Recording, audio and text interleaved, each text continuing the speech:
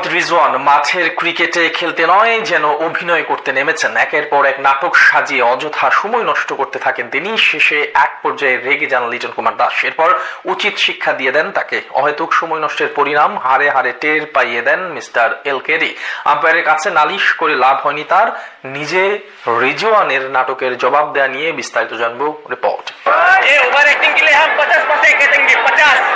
Over acting के लिए हम 50 पैसा काटेंगे। मोहम्मद रिजवान के उद्देश्য করে এই কথা বলে বলে মজা নেন বাংলাদেশ দলের অধিনায়ক নাজমুল হোসেন শান্ত। সিলেটে ক্রিকেট খেলতে নয় যেন তিনি নেমেছেন কোন পূর্ণদৈর্ঘ্য সিনেমার অ্যাক্টিং করতে। অভিনয়ের শেষ পর্যায়ে চলে যান তিনি। সেটা দেখেই একসময় মজা নিতে থাকেন টাইগার ক্রিকেটাররা। তাকে একেবারে উচিত শিক্ষা দিয়ে দেন উইকেট কিপার লিটন কুমার দাস। শেষে লিটনের সাথে কথায় না পেরে রিজওয়ান আম্পায়ারের কাছে ছুটে যান নালিশ জানাতে। ক্রিকেট বিশ্ব অন্যতম এক আলোচিত চরিত্র মোহাম্মদ রিজওয়ান মাঠের ক্রিকেট বাদ দিয়ে তার অভিনয়ের জন্য প্রায়শই সমালোচিত হন।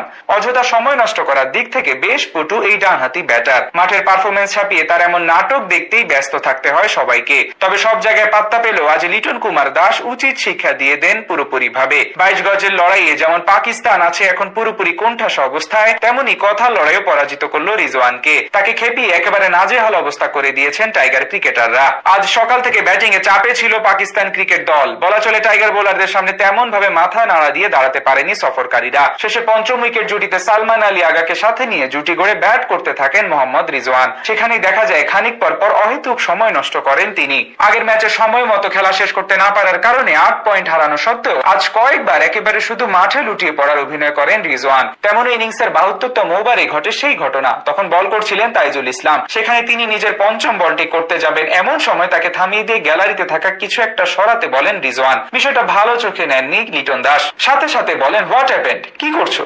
তখন রিজওয়ান কিছু একটা সরাতে বললে এলকেডি পাল্টা জবাব দেয়, তুমি এদিক তাকিয়ে ব্যাট করবে, ওইসব দেখার কি দরকার? অন্যদিকে পাকিস্তানি ব্যাটার বলেন, সেটা আমার কাজ, তোমার কি? বিপরীতে লিটন আরো বেশ কিছু কথা তাকে শুনিয়ে দেন। এরপর তার সাথে না পেরে শেষে আম্পায়ারের কাছে নালিশ জানাতে যান। যদিও রিজওয়ানের কর্মকাণ্ডে আম্পায়ারও খানিকটা নাখোশ ছিলেন।